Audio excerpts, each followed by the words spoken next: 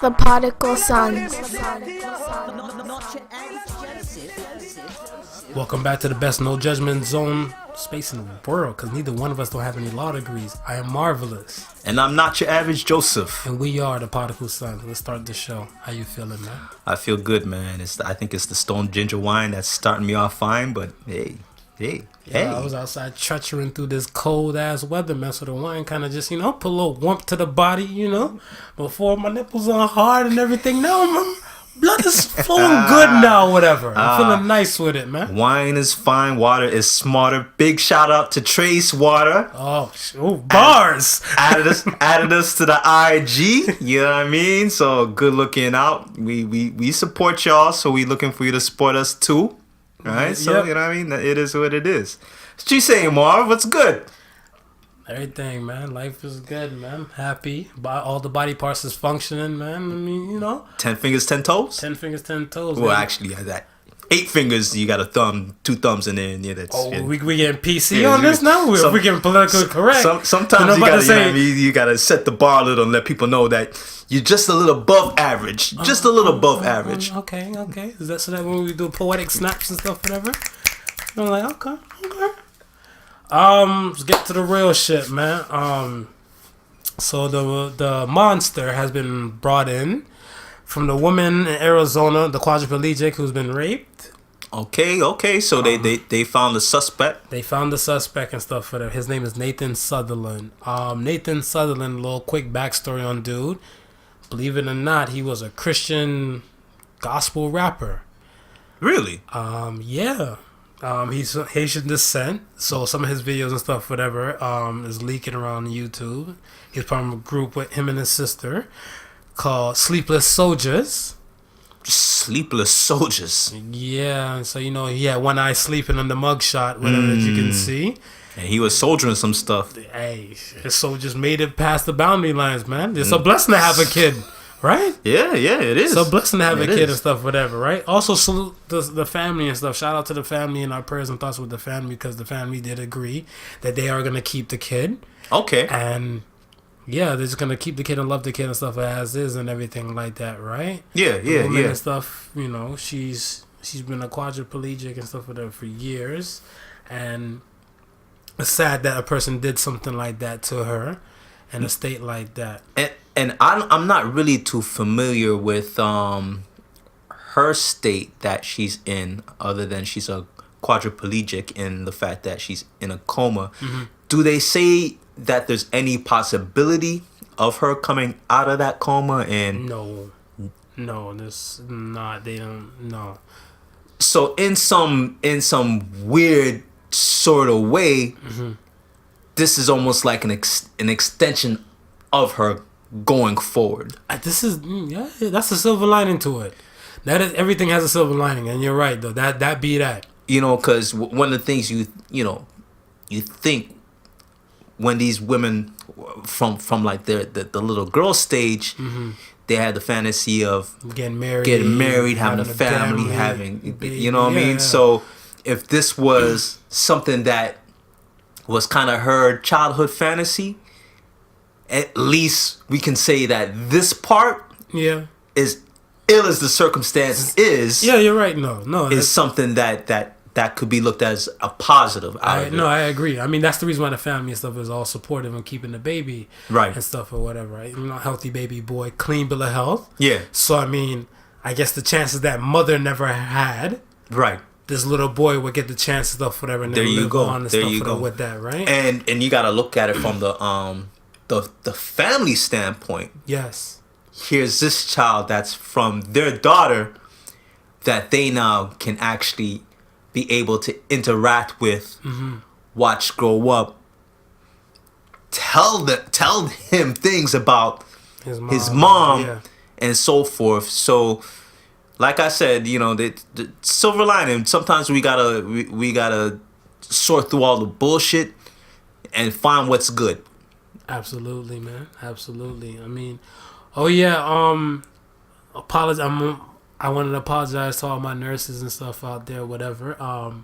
They came at me after the podcast and stuff, whatever. They're like, "You mixed up the TPN situation and stuff, whatever. My bad. TPN, yes, it does go through veins. Yeah, tube feeding goes through stomach. So I apologize and stuff, whatever, for that.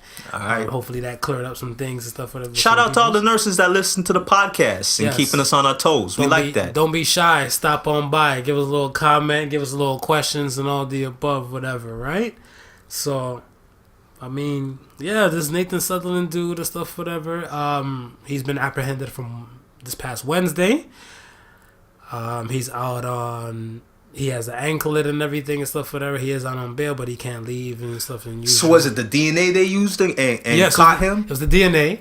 And when the first time they asked for the DNA, he fought against it. Right. So they gave him a court order. And then with the court order and stuff, whatever, he had no choice. And instantaneously, once they got the results in, they went to go snatch his ass up the Tuesday. And then here, everything came up. So, I mean, yeah. I'm interested in what the charges are that they haven't mentioned what the charges are going to be or anything like that. Yo, they mentioned it and stuff, whatever, but I want to say we'll see what everything and stuff takes place, because I know they did say with the little court video hearing and stuff, whatever, that's floating around the net. Right. He doesn't have any priors and stuff before all of this. Dude was a Christian rapper. True. So, I mean, there's no priors and everything and stuff like that and everything, so... And not to say that Christians don't do anything crazy or anything, Come man. on, man. But you know what I mean? Have you seen Greenleaf, man? Have you seen Greenleaf? That Oprah show? Yeah, that's what I'm saying. I'm about to say, man. I'm like, come on, man. Christian folks get down, too. They get down worse, too, and everything like that, whatever. But, I mean, hey, that's what it be, man. We got another one for you for some wild shit. Delara Duran.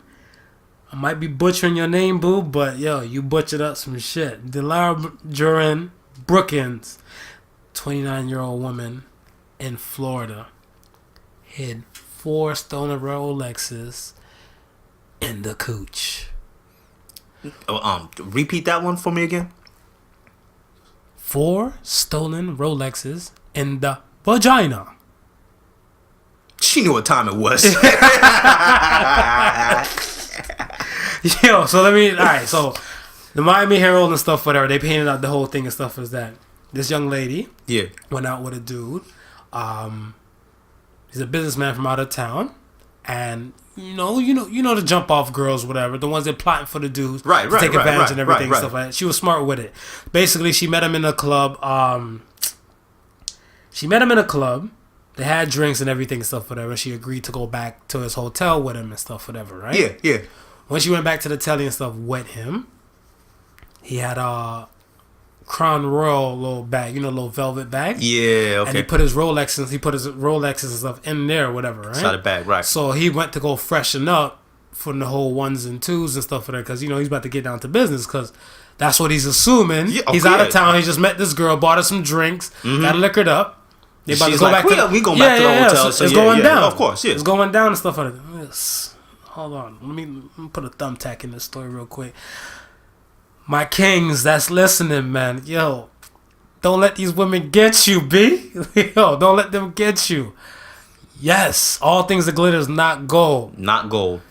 So now back to the business and stuff. So now when he went to go freshen up and everything and stuff, probably went to go, wash the ball sack and everything real probably quick. did a little manscaping too while he was at it. I don't think he probably had that time. So he probably just splashed some water on it, whatever. Now you got a little electrical joint. You could So hold on. Let me get this straight.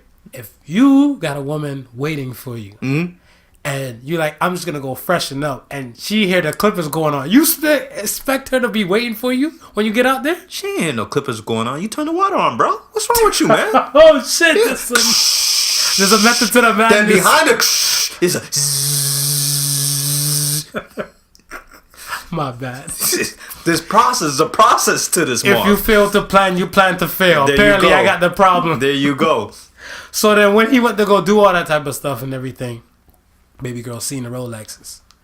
She seen the Rolexes. Now, hold on. She was snooping because the Rolexes was in the crown roll bag. Let me tell you something. I got female friends. All my female friends tell me so they investigate what a dude and stuff, whatever. From when they get into the dude spot, okay? Right. Point blank. Before I married my wife. Yeah. when me and my wife was dating. Yeah. She went through my medicine cabinet to see if I was on any type of medications or what. Right. Every woman snoops. Right. Yeah. Every woman snoops. If you're a woman that don't snoop, you should start snooping today. After you listen to this. Snoop card. Get your Snoop card. Yo, tell them that you watch years of Scooby-Doo. You know how to investigate a mystery. Get your Snoop on. So now, she started looking through her stuff. Yeah. And she seen the rollies. So she's like, oh, snap. But he came out at the time and stuff, whatever. So she started tucking everything and stuff, whatever, tucking and going and stuff, whatever. He chased her down into like the hallway area, whatever. Right. Of like, I want to say, the telly.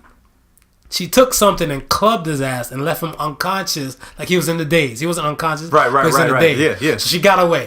Boom. She booked it. Yeah. So she booked it and stuff, whatever. Like, you know, they're calling security and everything and stuff like that for her. She cut. She made it down to like some little cut spot alleyway and everything and stuff, whatever. But then that's when the police and stuff, whatever, snatched her up. But they snatched her up and they never found the Rolexes. Right. Whatever, right? She stashed those real quick. She stashed them already, Yeah, whatever, right? When she goes in for booking,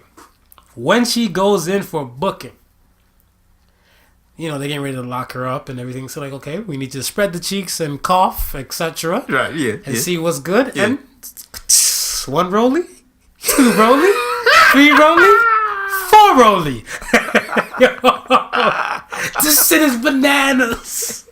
Now, my question to you is stuff whatever. Because you know the funny thing was, I was gonna ask you if she stuffed the whole Crown Royal bag up there.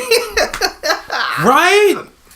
Yo, I was so questionable and stuff on the whole thing. So when I'm reading the story, I'm like, wait, what?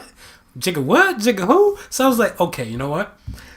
Then I started thinking and stuff whatever. I'm like, there be some wild things that's going on with the vagina and like stashing things. Oh yeah. You know what I'm saying? Yeah. So my thing and stuff whatever was like, you know, after she got snatched up and stuff whatever, I started asking myself, and I said, I'm gonna ask you, what's the strangest thing you ever heard a woman hid in her vagina? Because, you know, in Thailand, they got the ping pong balls thing. Right. You know, they pop them out, you know, and then, you know, just hit them out and stuff. Whatever. What's the strangest thing you heard? Funny. You know what? Funny that you're asking this question. Funny that this topic is coming up. Because... You seen some shit recently? Not even that. I was about to say. I was on... you got some explaining to do, Lucy? I was on Facebook earlier. Talking to a few of my peeps, and they were talking about I think this was sometime last week. Some club uptown got shot up. Okay. Right. And so one of the ladies who were responding to the post was saying, "Yo, what? How do these guns get in there and pass security and stuff like that?" And I'm like, lady, you just don't know. Some of these women can push a 32 up there, a 22 up there. I ain't talking no 4 5s, but these little small joints. Well, if it can hold a 4 or 5, she should be in, you know, Porno Valley or something like that. She might have a good chance. Yeah. But I was telling her, some of these little small joints, women be sneaking them in the club, and they be sneaking them in the club in the cooch. You understand? No, because, okay, see, me, I want to say this. When I go to the club and stuff like that. First, let me say this. Back then, when I used to go to the clubs, yeah, because I try to make sure I go to clubs where they don't pat you down like that. Right. Because I feel like when they pat you down like that, they know that club ain't good, and that means it's not good for my health. That means somebody gonna pop off, or they're used to people popping off, whatever, right? But when they did, they had the female bouncer and stuff, whatever, and like, yo, they get you a type of way. Like, I remember I asked one, I'm like, yo, are you planning to take me for breakfast the next day? Because, yo, you just fully violated me. #men too. Yeah, right? Yeah. And they go in thorough. So that's what I'm saying. If they go in thorough and stuff, don't they go in thorough on the women like that, whatever? Like, don't they feel like the butt of the gun, like, you know, coming through the panties? Like, I don't know. Dude, we talking the vagina. That can hold babies. That can hold babies, bro. Yikes. You understand?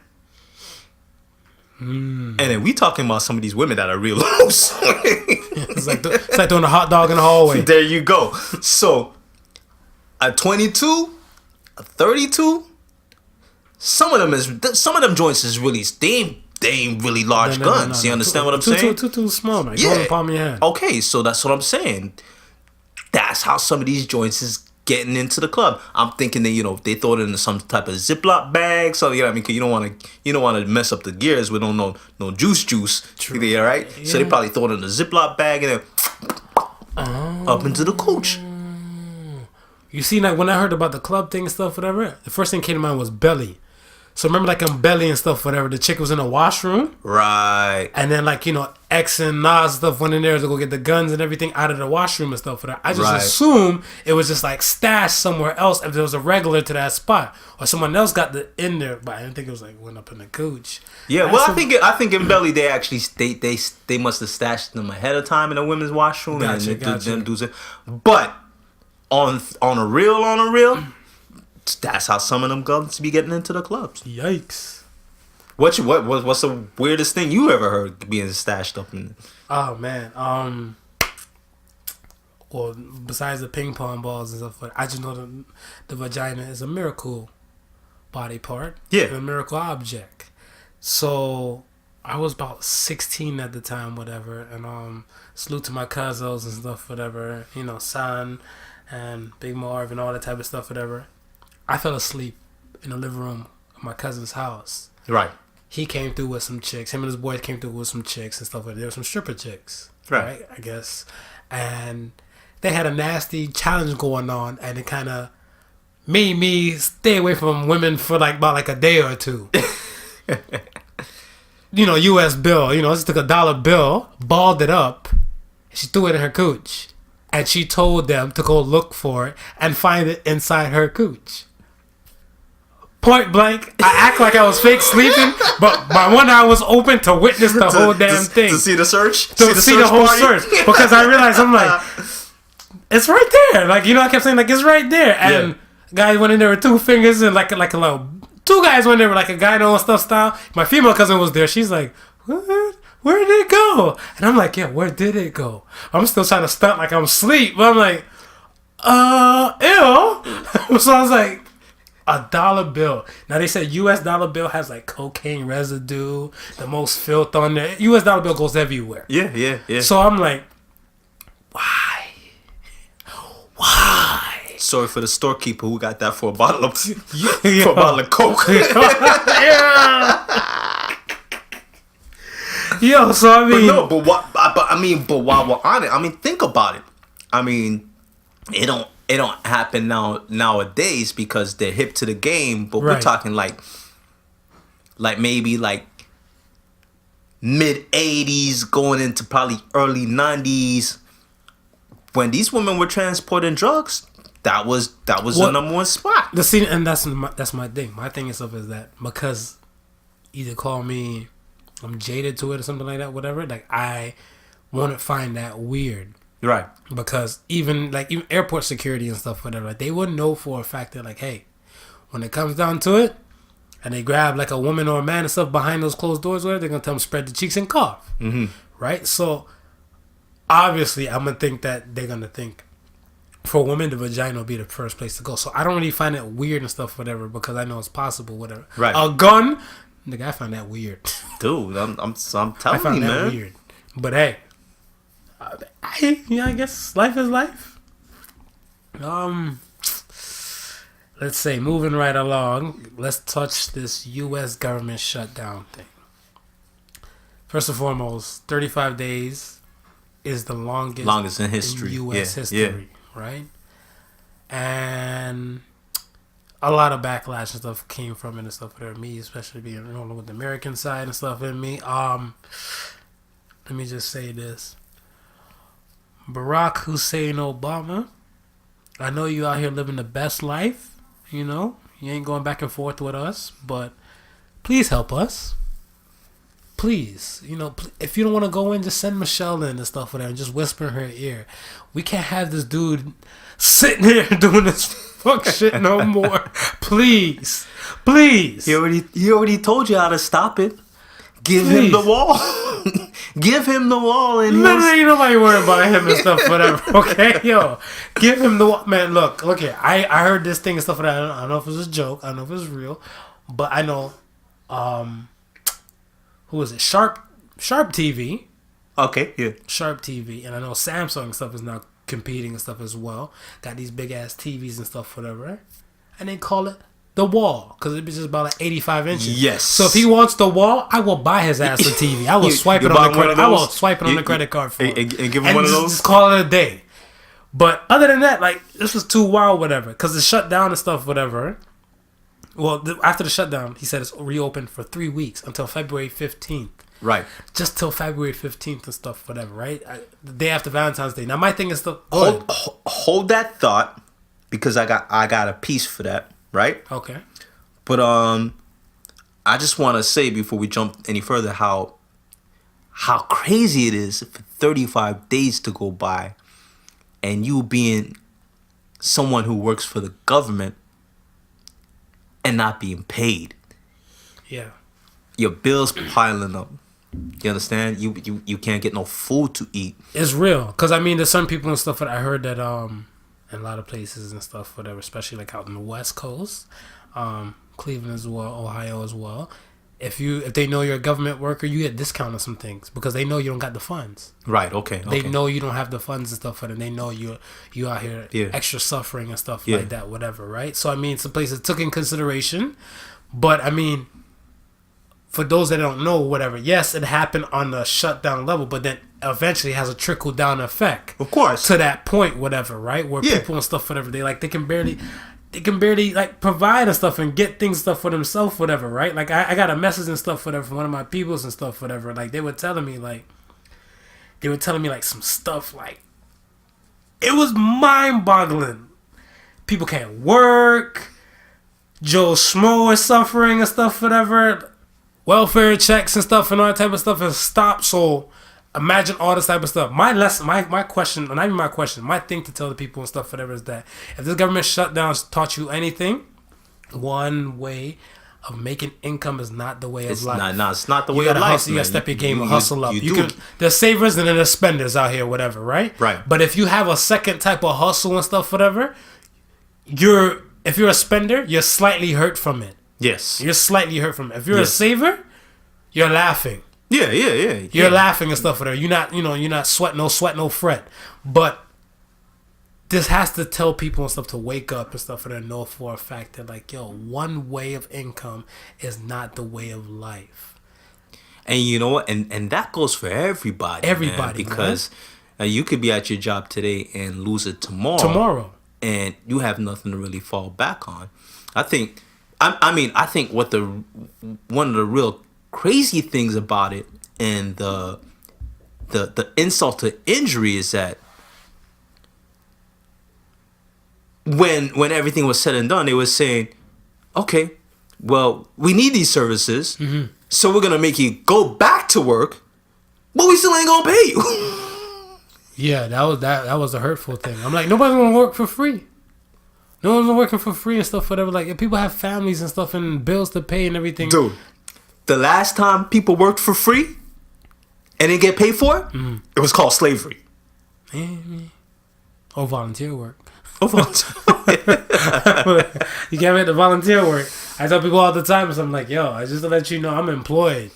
I don't do volunteer work and stuff that often unless I'm doing soup kitchens and stuff like that. All right. Okay, so he says he's going to stop the shutdown for 3 weeks. Right. Right? So people are like, yeah, okay, this may be a sign for things to come. But then you think about it, right? Mm-hmm. What's happening within these 3 weeks?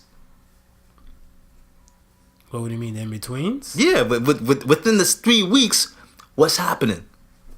He's plotting and planning to find another way to shut this shit down all over again. Not only that, but think of something that generates millions of dollars. Super Bowl. Right? So now, if you got these TSA employees who are not working, right, the airports are slowing down to a crawl. Right. People are not being able to get some money to go buy some Super Bowl tickets. Right, and that generates a hell of a revenue and stuff as well. You're affecting the bottom line. Right. Right? Now, some of them, well, I ain't gonna say some of them owners. I would say probably 80% of those owners put Trump in office. Yeah.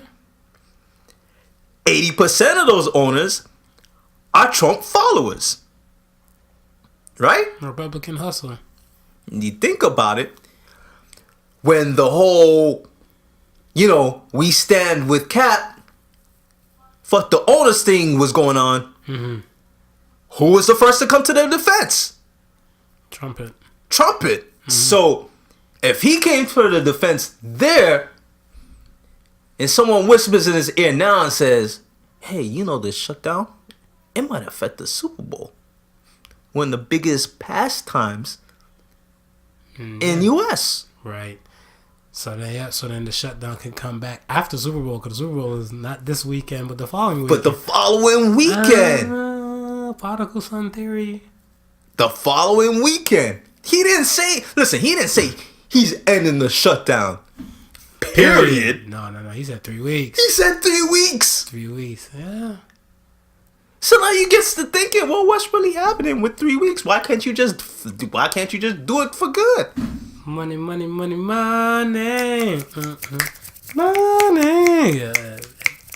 Yeah, shit. That's poetic. I didn't think of it like that, though. You're right. Especially if his mans is in the Super Bowl. Well, yeah, of course. Right? Everything gravy Brady. Yeah. Shit. I don't know, man. This whole government shutdown thing has been too wild. I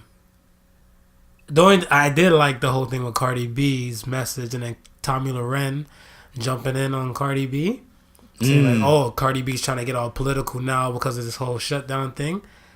And Cardi B's response, she said, "I will dog walk your ass." Let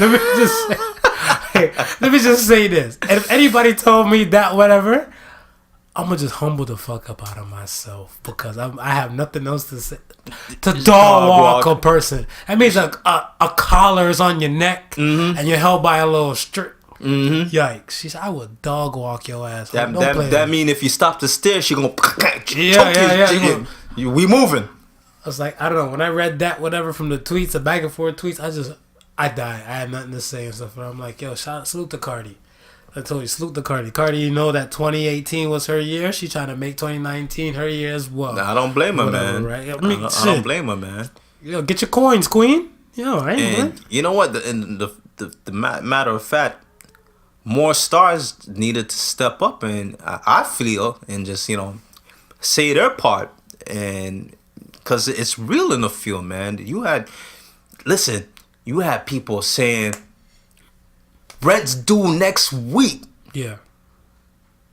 If the landlord don't get his rent, he's kicking me out. Fact. He don't care about no government shutdown. No.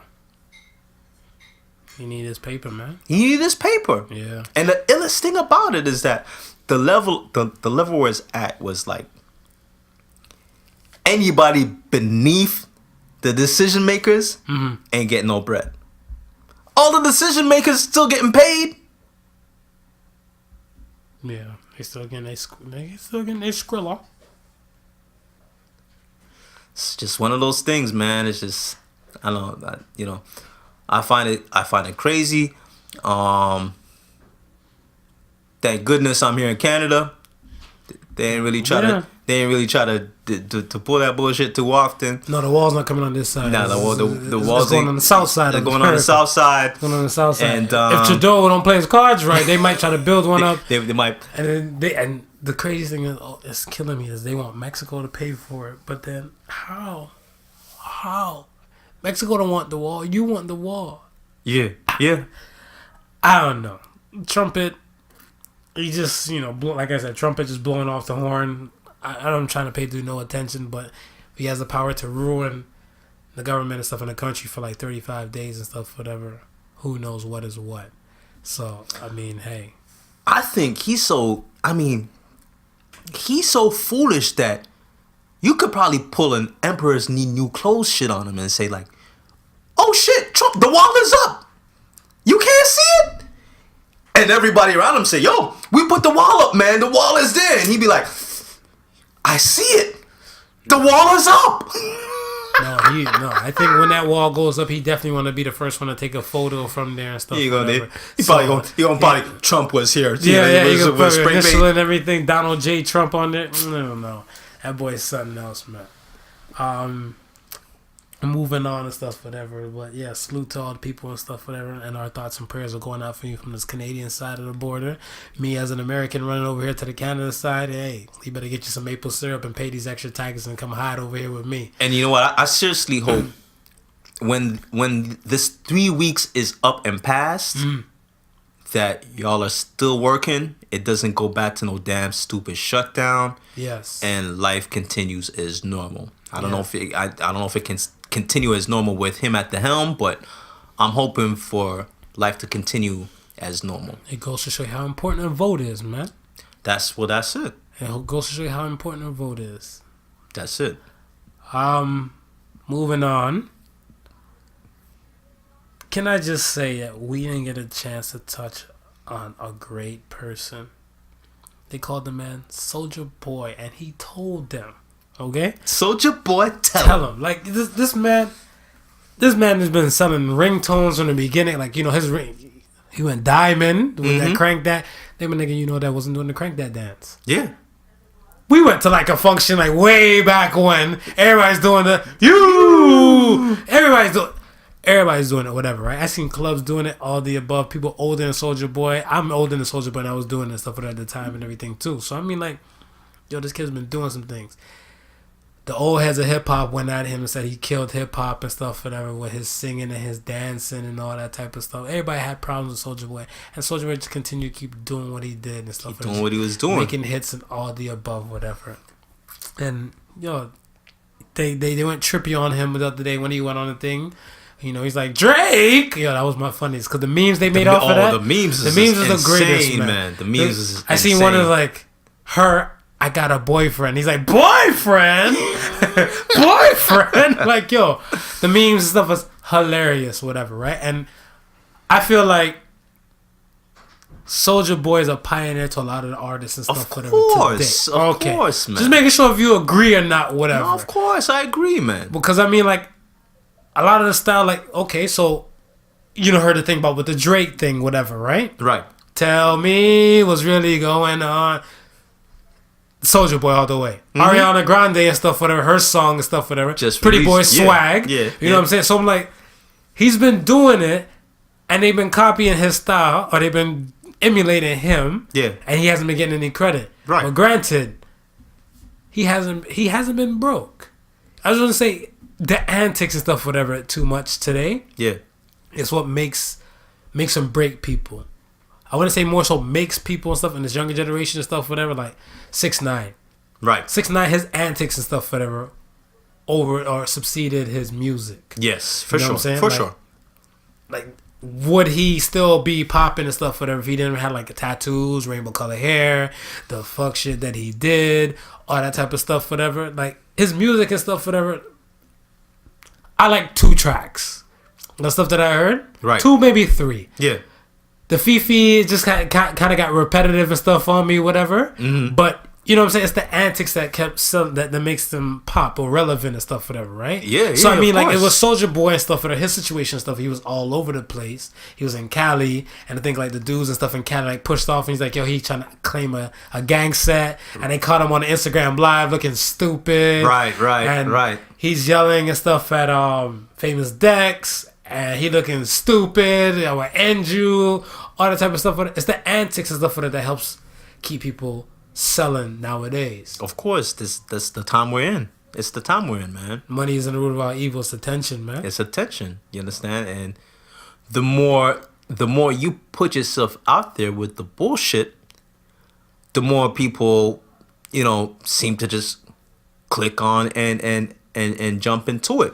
Right, because, I mean, look at how many memes and everything's have spawned out from him. And he had one song that came out from that, whatever. And no, I don't feel it. You heard it? I haven't even heard it. Yeah. I didn't even know he put a song out, to be quite honest with you. I thought he was still just, working on his old game console shit. World Star, I seen that shit. I seen the video.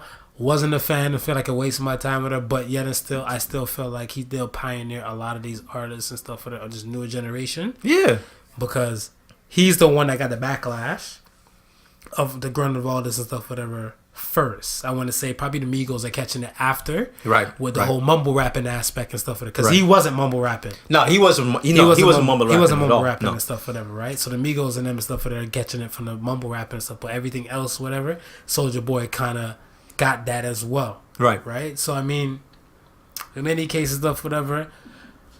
Soulja, from here, we feel you, but kill the antics and stuff and just get to the music, man. He said he had the biggest. He's gonna have the biggest comeback and stuff, whatever.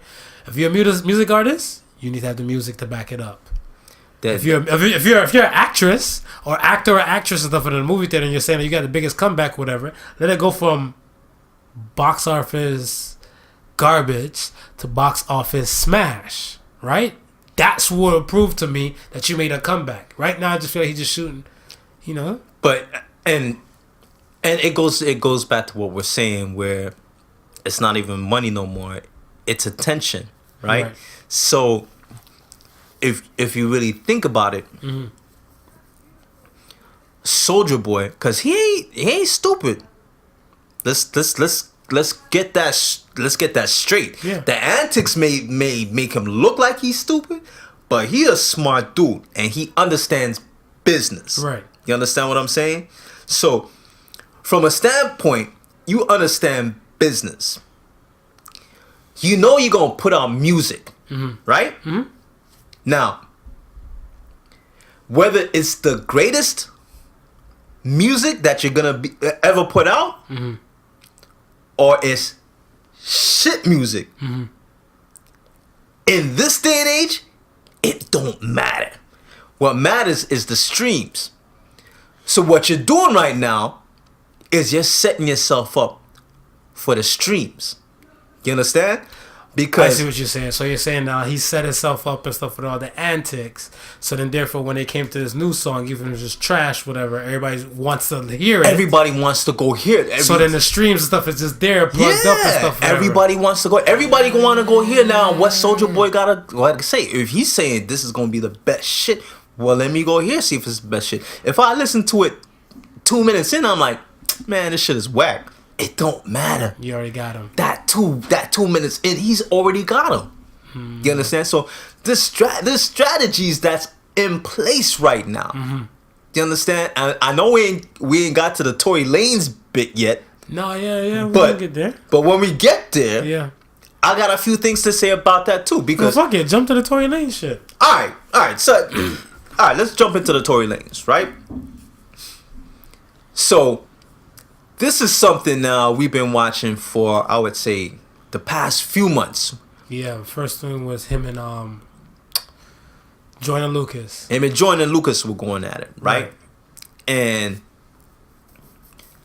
that in itself generated a lot of interest for hip hop. Because here we are, we got super lyrically talented Joyner Lucas. You know what I mean? Who won't just give you bars, but he'll give you stories with the bars, right? Right. We got super mega talented songwriter Tory Lanez. Right. You understand? And we know Tory Lanez. Let me actually backtrack a little bit. We know Tory Lanez now for the singing and this, that, and the third. When he first came out, he was a rapper. Okay. Make no mistake. Okay. You understand? When he first came out doing the whole mixtape stuff, I think Sean Kingston was the first to really hear him and put him on. He was rapping. You understand? About, I would say, a few years. I support Tory Lanez because he's part of the Mighty Midget Mafia. You know. He's short like me, so he's under. Yeah, if you're under 6 foot and stuff, you're doing it big out. You're doing it big out there. Then yo, you're part of the Mighty Midget Mafia. I could rock with that. Rock with that. I could rock with that because I'm part of that mafia too. Exactly, man. Because you know they try to out here stun on us little dudes like we ain't doing nothing. You don't see the memes and stuff down here? Oh, a perfect man is this, and he's 6 foot. No, I'm not 6 foot. Yo, let me get angry. Continue. You understand? But he didn't really start taking notice until he started doing the whole, the whole sing thing. I call it the Drake formula. I call it the Ja Rule formula. You call it if we want to be real, it's the Ja Rule formula. Man. You understand? Yo, Ja Rule been listen, singing / harmonizing for the longest. But it's the Ja Rule formula. 50 killed Ja Rule for that formula. And then took the formula and ran with it. Girl. What's he think? Well, yeah, continue. You understand? Yeah. But okay, so fast forward now. We see the type of success Drake had doing it. Then Tory switched up his whole thing, right? Then he started having success with it. So when he started having success with it, that's when his name really started to pop. Right. You understand? So those who didn't know Tory before as this lyrical rapper type of dude just figured he's just a songwriting singing cat. You understand? So when it came to the Joyner Lucas Tory beef, everybody was like, well, Tory can't go up against dude because Joyner's a lyrical beast. Right. I didn't know about his mixtape stuff and stuff before. All right. See, there you go. Until I heard the first round. When I heard the first round, I was like, oh, okay, I didn't think he had this in him and stuff, whatever. And then people start hipping me on to what his credentials was all about. And the funny thing about it is that it's in a time and era where mumble rap is prevalent. Mm-hmm. The sing song is prevalent. And he's part of that crowd. So you're not expecting, lyrical mayhem coming from Tory Lanez. But he's got it. He's got it like that, right? So there you go. So they got that little beef going on, you understand? And I know some people might say Joyner win. I'm gonna side with Tory on that one. Right. You understand? Right. But amidst that, the cockiness started coming out. The braggadociousness started coming out. Mm-hmm. And like it or not, this is hip hop. Competition. You know what I mean? Hip hop has always been about competition. Yeah, competitive sport. And he was really feeling himself to the point, I think, at one point, him and Royce got into it. Over words and stuff, but because he fight. I feel like he did a Kendrick Lamar. Yeah. But he did it more so on a tweet than a song. Right? Because Kendrick Lamar on the Control remix and stuff, whatever, on Big Sean's track, he said it more so. He's like, I got love for all you niggas, but I'm trying to murder you niggas. Yeah. He's like, I'm just letting you know, whatever, if you want to jump and reach for the bar or whatever, you're better off skydiving to reach for the bar and stuff for that, because I'm trying to set it high. Yeah. And like I'm saying, he did it lyrically. Yeah. But now we're in Twitter finger times and stuff, whatever, where these guys are doing it like by that, whatever, right? So, I mean, when he did that, obviously anybody can respond to it and stuff, whatever, right? Right. You say it on a track and stuff, whatever, it takes a lyrical person or a rap artist to kind of respond to it. But if you just say it on a tweet, the guy down the street and stuff, whatever, can respond to it. Of course. So, I mean, everybody felt the type of way and stuff, whatever, but again, it wasn't like a by unanimous decision with the whole Joyner Lucas type of thing and stuff. So they're like, my G, maybe you should humble yourself. And that's when Roy stepped in. Yeah. Whatever, right? And then, but they had a grown ass man conversation and stuff between them to kind of solidify, squash that and solidify all that type of stuff. And it was for it. But here's the thing. Here's the thing that I'm getting at from the time the whole Joyner Lucas beef, right? Mm-hmm. To the exchange words with Royce, a lot of conversation was generated. Right. You understand? Yeah. A lot of people were listening to content. Mm-hmm. You understand what I'm saying? Mm-hmm. Okay. So, nobody's stupid nowadays. Within that music realm, everybody knows that, listen, I just need the antics. Yeah, right? Antics. Okay, so let's fast forward now to where you are right now with Tory Lanez. You understand? Mm-hmm. Before he went forward and made the statement how he don't think anybody can hang with him, None of the new niggas, none of the old niggas. He just think he's superior, and he want the smoke from anybody, right? Any and everybody, right? But what we're not understanding is maybe a week or so prior, it was known that he's going on tour with Drake. True. So now here's the thing. Everything is promotion. Pretty much. You understand what I'm saying? So like how we touched upon the whole 6ix9ine doing his whole foolishness to get to we spoke about Cardi B a few weeks back, whatever, pertaining to doing things just for the promotion and right up to us talking about Soulja Boy right now with his shit coming up. Right, he's starting to do radio interviews, talking his shit. Right. To me, this is Tory promoting himself, getting ready to go on tour with Drake.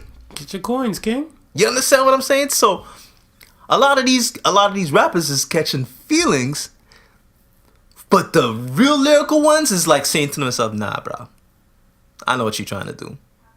And you ain't really drawing me out to come in and play that game with you. Right. You understand? Because the only person that really is really jumped into the arena right now is Don Q. Yeah. Don Q put out a diss track right now. Yeah. But I'm on G and people are saying, well, yo, where's Black Thought? They went that far? Yeah, they're saying, yo, Black Thought just need to take time out of his schedule and do a little 10 minutes. No, you better keep getting his damn Jimmy Fallon money. You need to leave him alone. But that's what a grown man like me is saying. Oh, okay. And someone like you is saying is, and someone like Black Thought in his mind is saying is, I ain't got no time for that. Yeah. Nigga trolling. Get your Jimmy Fallon money. NBC is way nicer than this. Yeah. Them checks are way nicer than this bullshit. So I responded to dude. I'm saying, listen, man. Them dudes who you want to come for Tory, they ain't gonna bother with him. Right? Mm-hmm. The people who gonna bother with him is his peers. The ones that are in his circle right now. The ones who are doing music right now. And to be quite honest with you, a lot of those who are in that circle right now ain't really fucking with him. So they jump out to attack him. He's gonna prove that point. Huh? I see that. He gonna prove that point, man. I'm just waiting. Don Q, he dropped. I think it dropped either yesterday or the day before yesterday. Yeah, Friday. Yeah. It dropped Friday. All right, so we're gonna give Tory about maybe by Monday, but I think about no later than Tuesday something should drop from the mouth of Tory, addressing that Don Q. Right. And I'm telling you, he's gonna come with some fire. I'm expecting fire. I'll wait and see. We'll wait and see that. Moving on.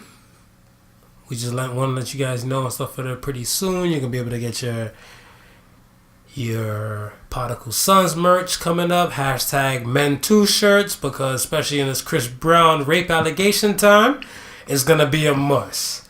Let me just say this. Eve went at him. Social media picked him as a monster again. Yo, first of all, y'all need to leave Chris Breezy alone, okay? Really and truly, y'all need to leave Breezy alone, man. Chris Breezy is my dude, whatever, right? You know, Chris Breezy, like, he makes some tracks and stuff for that. I know it speaks to me. Yeah. Okay. Yeah. When I broke up with an ex-girl and stuff for her, at that time, he just miraculously came out with the song Deuces. Yeah. And that was my shit. I'm on some new shit, chucking up deuces. Yo, I was feeling myself. Yeah, hey, Mark, can we talk? Deuces. You know, Chris Breezy, he make them tracks and stuff like that, whatever. You know what I'm saying? Like, yo, shit, I'm a wedding and stuff, whatever. That forever. Yeah. That was my track. We was jamming. Whatever, right? So I mean, like, yo, Chris Breezy.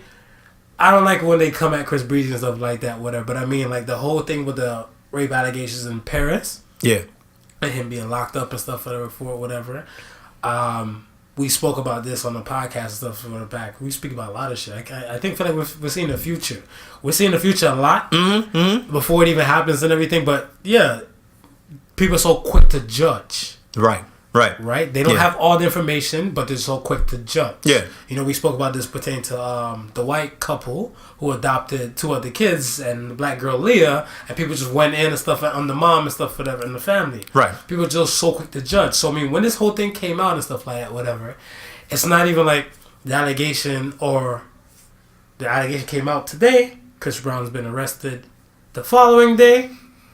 And then people think, no, they went at him. Yeah. They went on his IG. They went everywhere. People saying he's this type of monster and all the above. I think Eve, she went on the View. No, my bad. The Talk. The Talk. Okay. She went on the Talk, and then she went in and stuff, whatever, saying her piece and stuff like that. Well, first of all, I haven't heard shit from Eve in like eons. Yeah. Right? And for her to be saying some things like that, I feel like it was too rough. Before all the information came out, yeah, whatever, right? And then when it proven that even the girl said so herself, like no, yeah, it wasn't Chris Brown. I was just saying his peoples and stuff, whatever. It wasn't him. We were kicking it. It was all good. You know what's so funny? Because for me, I think because there's such a big affinity with Rihanna. And when that whole thing popped off between him and Rihanna, a lot of people refused to let him get past that. You understand? Even with, same thing we talk about, but we talk about that. When does the growth and development part kick in? Right? Like, I don't feel like you have to prove anything to people. I think it's just something you have to do for yourself. Yes, right? yes. People are always going to depict you as a monster. Look at Kevin Hart. Yeah. They're still holding him accountable for a joke he cracked over 10 years ago. Yeah. Right?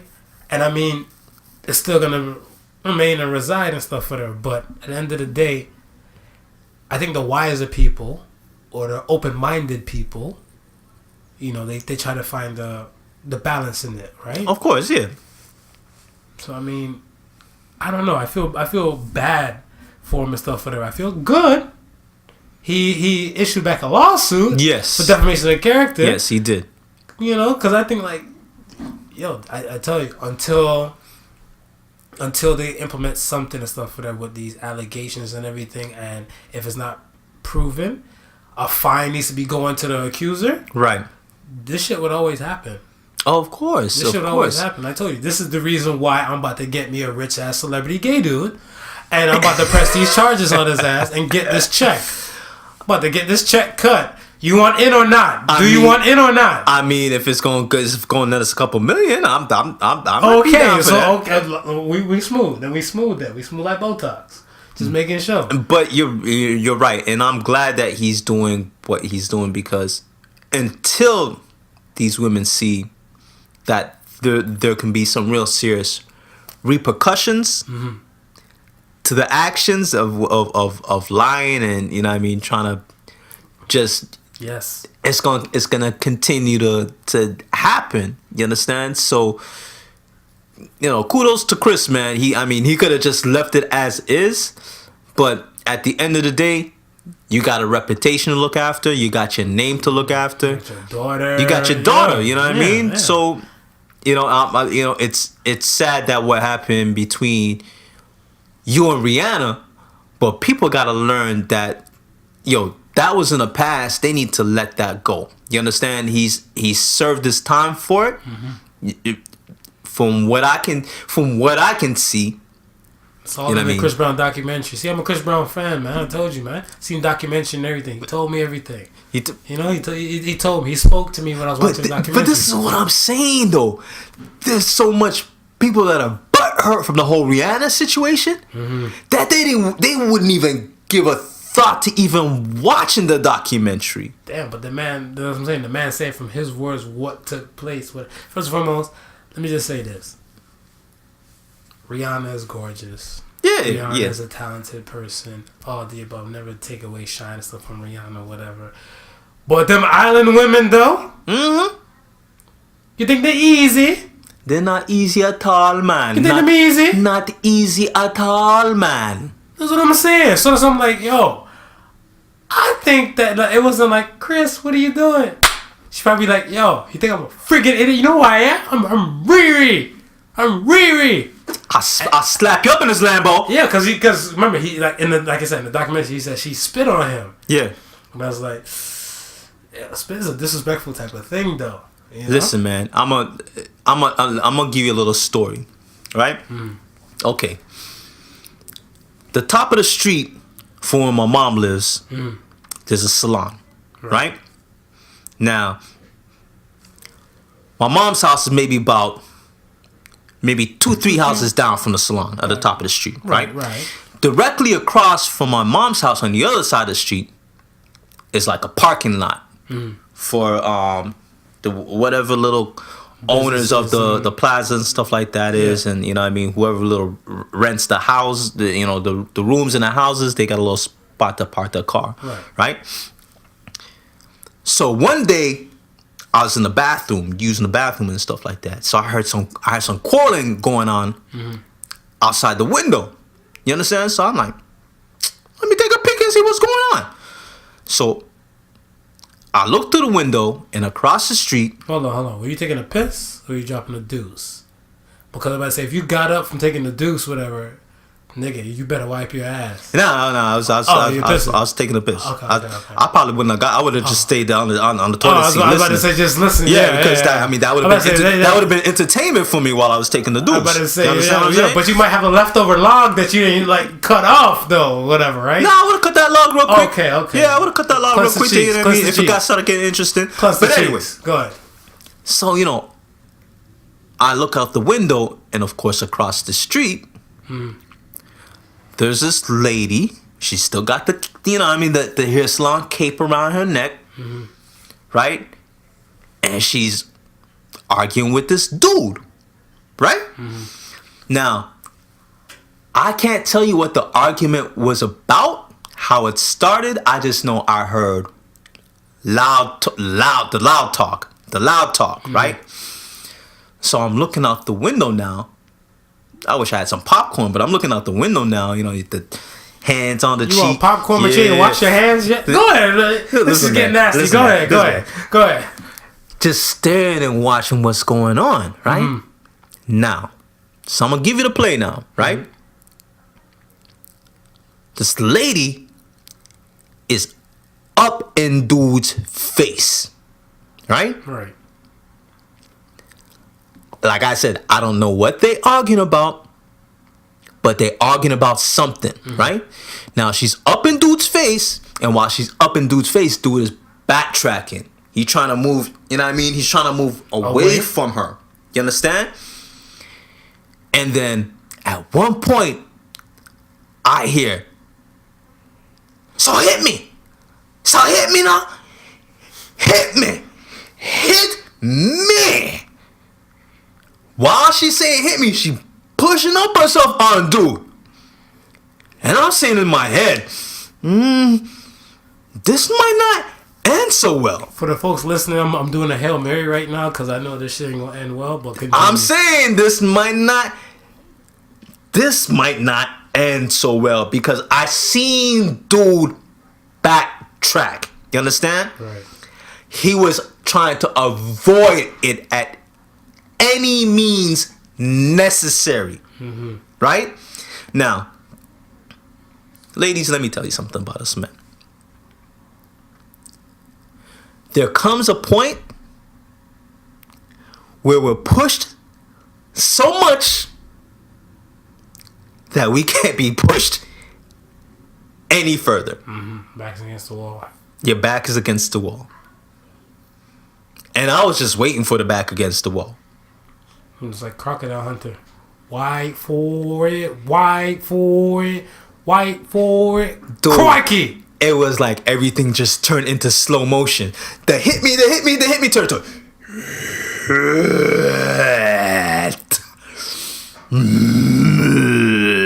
Wait, was it open hand or was it like, like some... I'm describing it to you. Look at him.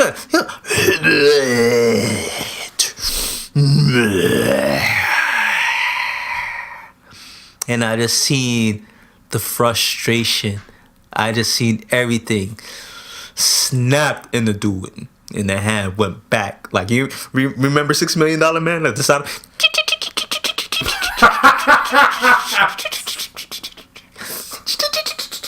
Till it was fully extended behind him. Damn, he cocked it back. Came forward and just squawk. Shit, he cocked it and back. I said, damn. And she said, I can't believe you hit me. I can't believe you hit me, but you say hit me. And I was saying to myself at that point, I said, listen, man. I don't condone men hitting women.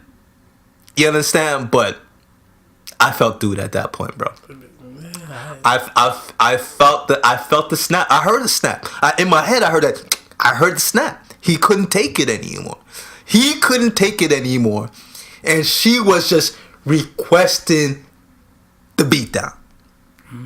So wait, he didn't give her just one? No. He gave her one, but he made sure he gave her the one. Oh, okay. The one where you can't ask for any more. Hit me. Yeah, he gave her that one to the point where it's like, you hit me. Inside, I really want to laugh. That's what I'm saying, because he was asking for it. Yeah. You understand? It's one of those things. So yeah, you know what I mean. But you know what I mean, and you keep it cool as you know, as much as you possibly can. But listen, man, some people just gonna snap, and that the thing about it was that he never said anything when shit was going down. You understand? Yeah. He kept whatever argument that happened in the car to himself. Right. He kept whatever led up to that point where.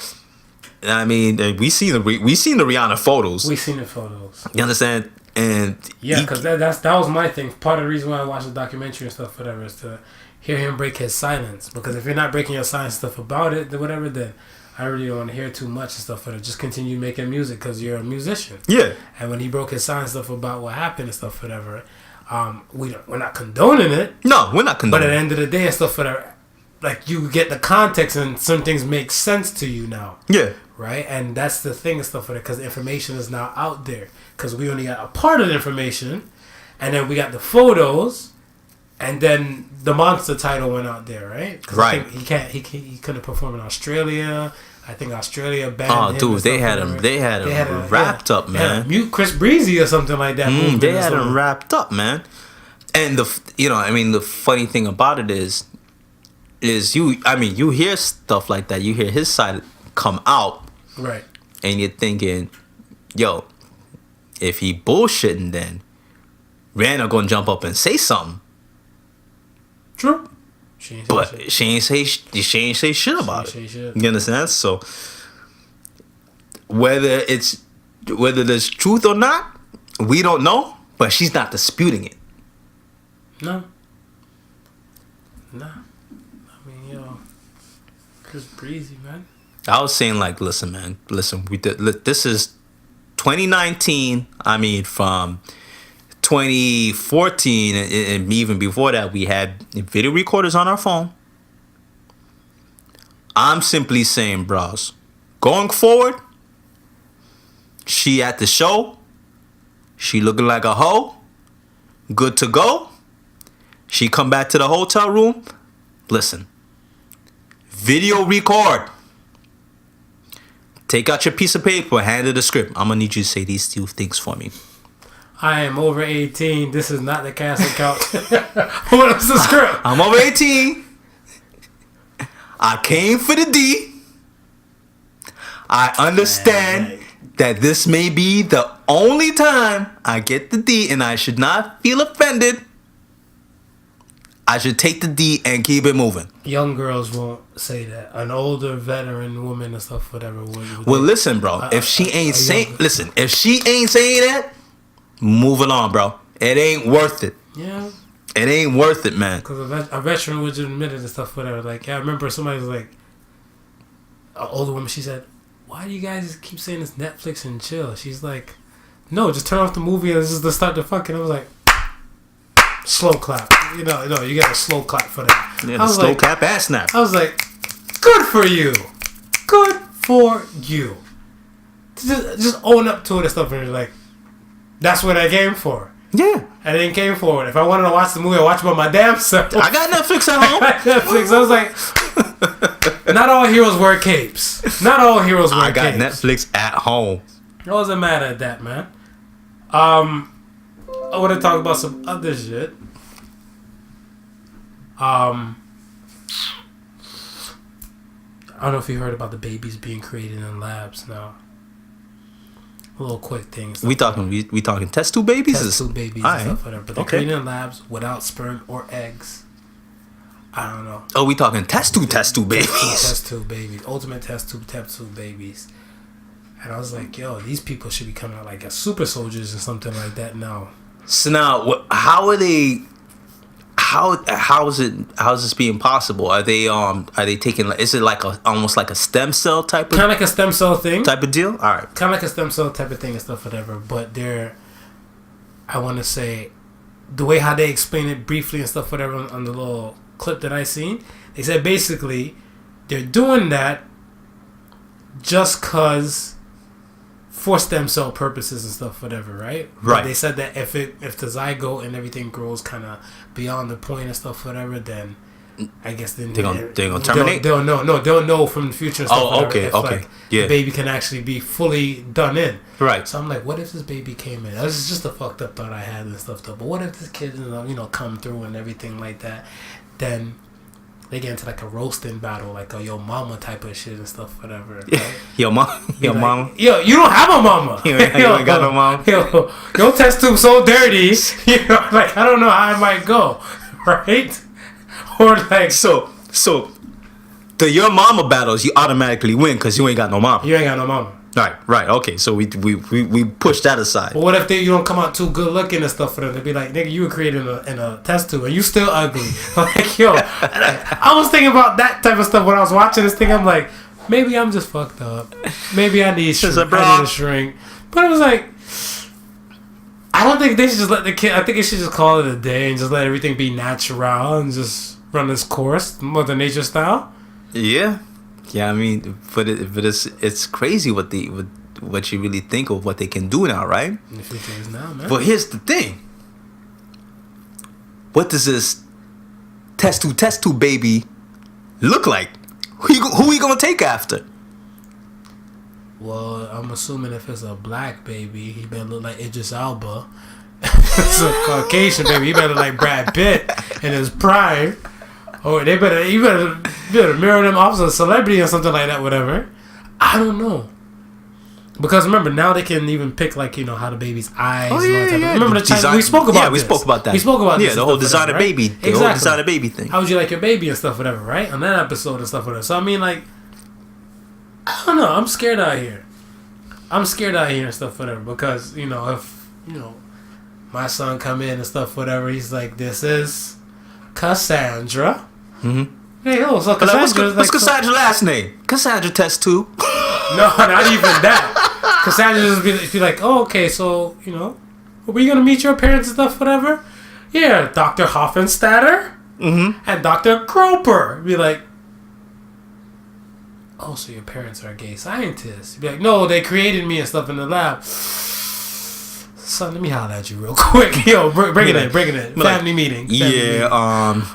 We're going to have to live with your son and our test tube daughter for a bit to just kind of make sure that things work the way that they should work. Yeah. She's still under surveillance and testing.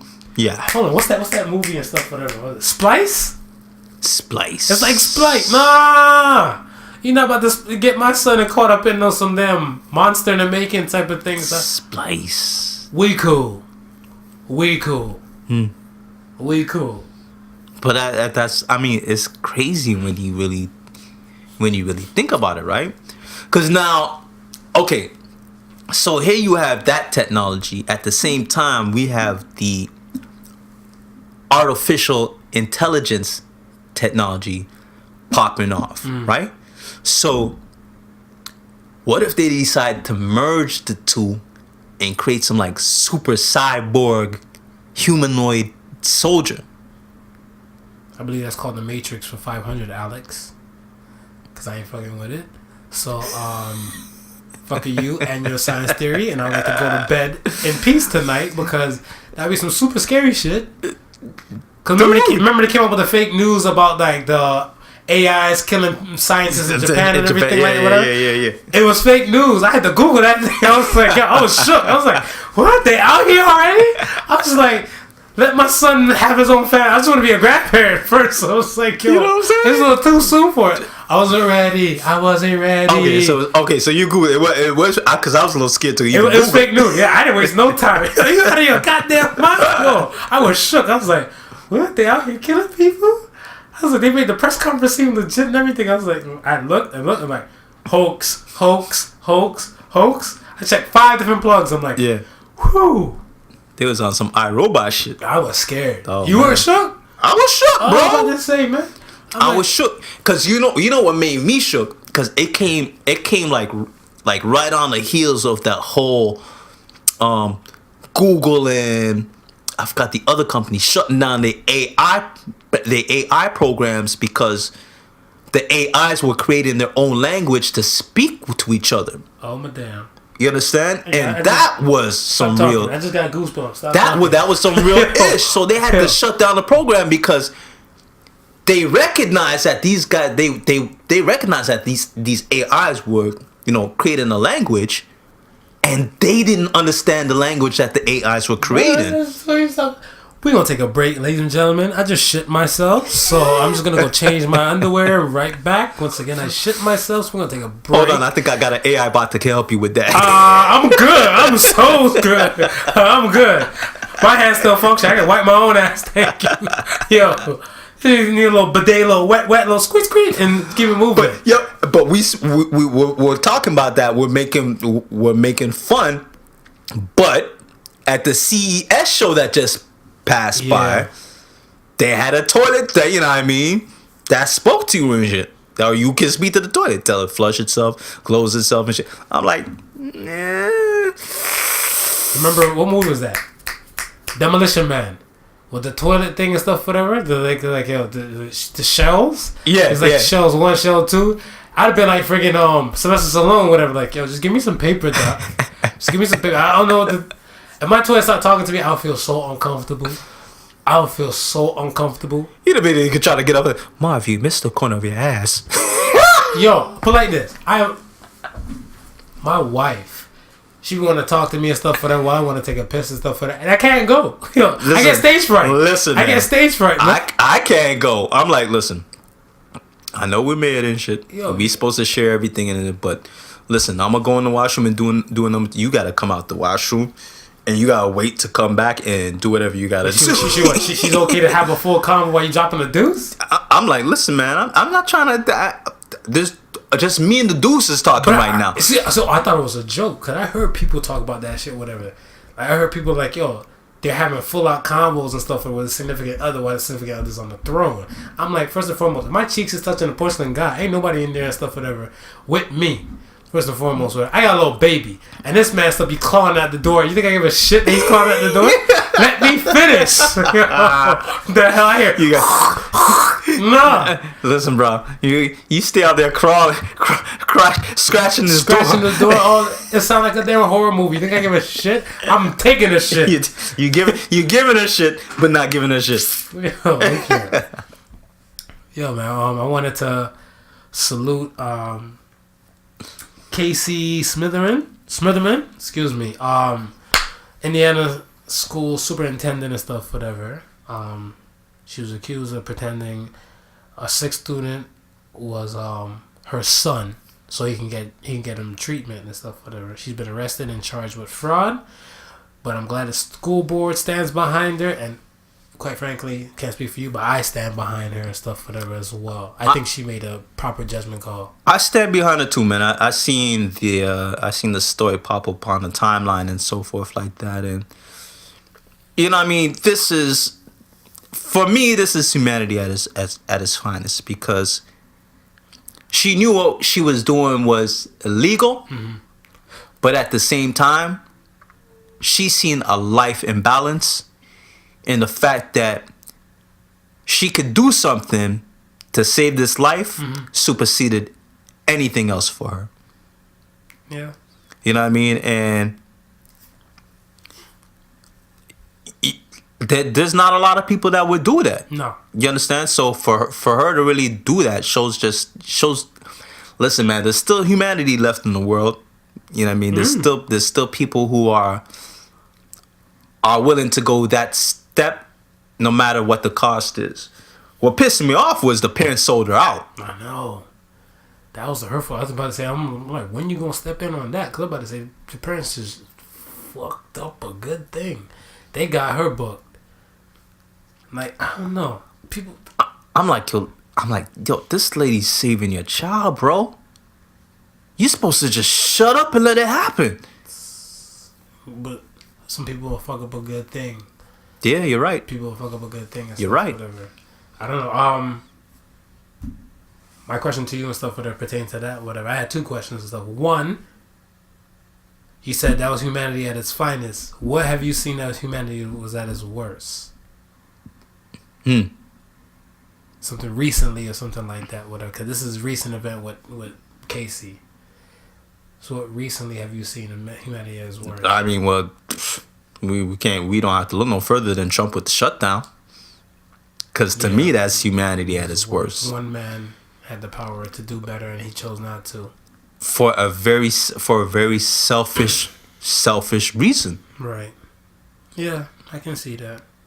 And then my next question and stuff to you and stuff is that, because now she's a criminal, now she has a criminal record and everything, should all criminals be ostracized or be looked at differently? Because in regards to the fact she is a criminal, but her cause and stuff was just. Like some criminals, I feel like they have a just cause. Yeah. And then they get caught up in the mix and they get thrown in with the rest that are really, really bad or really, really, like, you know, scum and everything like that, whatever, right? Yeah. Like, should all criminals be ostracized?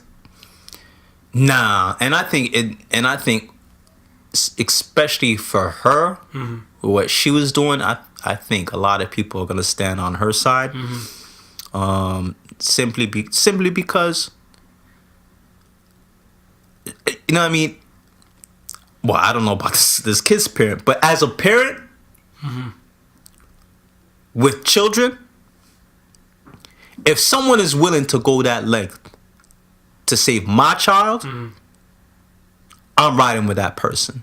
You understand? And we gotta understand there's a lot of people out there with children. Right. You know what I mean? That would do anything for their kids. Absolutely. You understand? So I think it's a situation where even though we're looking at we're looking at the law and the breaking of the law, I'm pretty sure there's probably some, police officers in that station or wherever she got arrested, and it was like, man, if that was my child, I probably would have just looked the other way too. You know what I mean? Shut my damn eye and tell her thank you real quick. Fuck, I don't know. People, man. People. It's and just to add on to that, you know what it reminds me of too? The John Q movie. Yeah.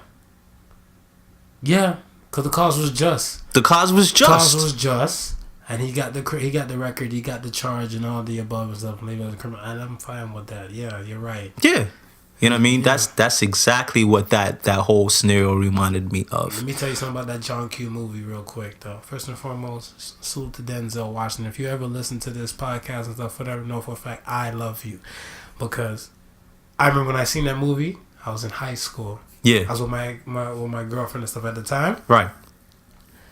And I mean, we're in the hood of Cleveland and stuff, whatever. The ones of people, my real people from Cleveland, they know the old Magic Johnson Theater and the old Randall Mall. We watched that thing, and that one part when he was telling his son goodbye, oh my gosh. Oh my gosh. The whole movie theater broke down crying and stuff. But I seen thugs in there with they do rags and they fit a hat, wiping their eyes like they in there and stuff, whatever. Feel it. I see they hugged up, boo-booed up with their woman, cried and everything. Yeah. I was in there. I was like, she's like, you cried? I'm like, somebody opening the movie theater door, you know, that cold draft slap your eye, you know. I was all types of fucked up, whatever. I was like, yeah, I'm good. She's like, it's so sad, right? I was like, no, you don't need to cry. I'm like, there. Dry your eye. And then when he did that speech and stuff, I was like, that I feel like is the epitome of a parent. That's exactly. And what she did, when you mention it and stuff, it just kind of clicked right back, and I felt like, yes, that's an epitome of a parent. Yeah. Because it's not your child, but you know, if it was your child, you would want someone to do this. You would want somebody to do that. Yes. Fact. Yo, I know we were supposed to talk about this stuff long time ago and stuff, whatever, but I apologize to you.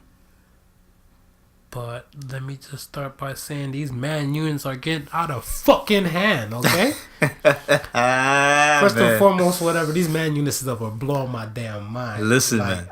Here's my thing. I went to the barbershop one day and they explained the whole safari thing.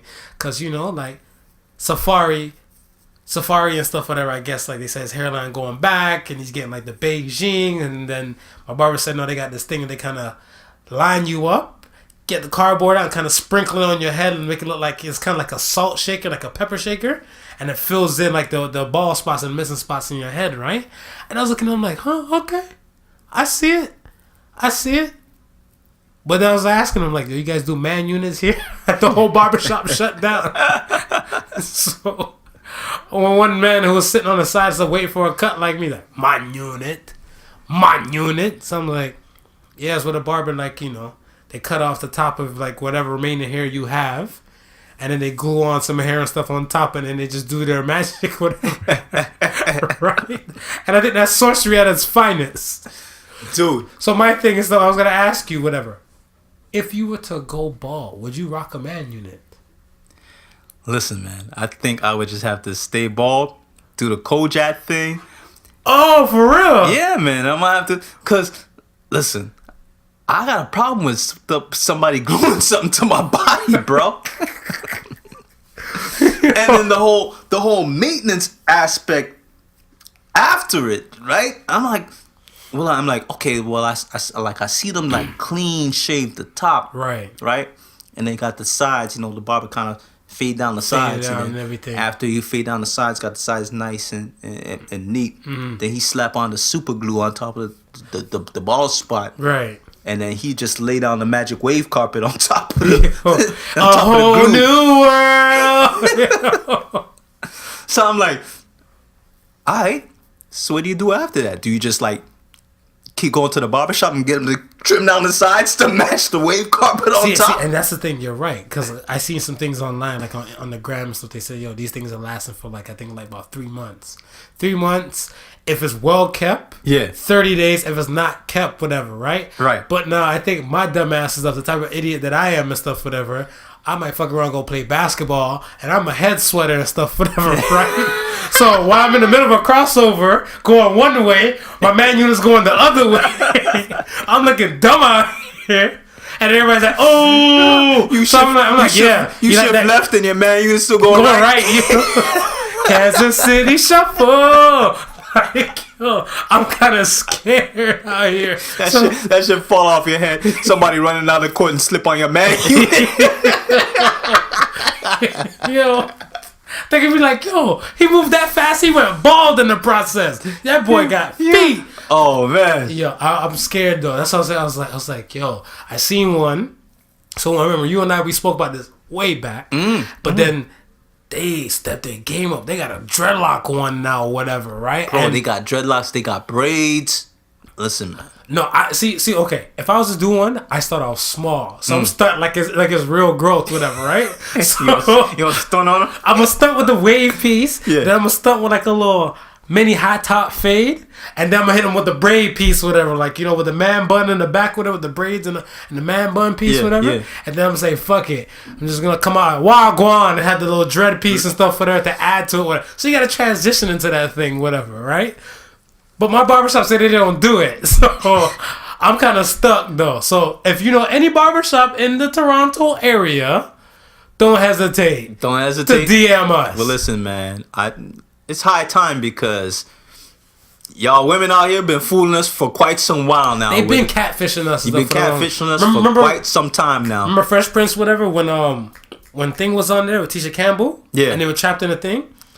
I thought she was fine. I mean, lost my mind. Don't know if her body is hers. And like, yo, the nails was fake. The eyes was fake, whatever. I'm like, yo, this is clapback time. Yo, I like this clapback and stuff, whatever. I like the other clapback with guys out here taking fake dick pics. So guys out here and stuff are putting like I think plantains and like cucumbers in their boxers. Yeah. And then they're throwing the gray sweatpants. And then when they take the photo, it's the angle of the dangle, baby. That's Ting, it. ting, That's and then it. you know, that's it. Whatever. Yo. What if you get a man unit, right? She see at the club and she feeling you. She's like, all right, I'm gonna take you home, right? You're like, all right, I'm ready for the action, right? You smiling and stuff like that because before you had the man, you was bald as hell and you wasn't getting no action. So you bought it, right? You're a young boy again. Yeah, I mean, so you strip off your clothes, you get in the bed, and y'all start going at it. But like you said, your head sweat. You're on top of your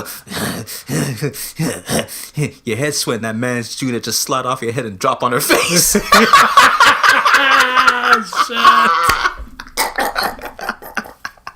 Your life would suck. Yo, she pushing your ass off that fast. Yo, but okay, Pete. What if same thing? Matter what the club and stuff, or they're doing all that type of stuff, whatever.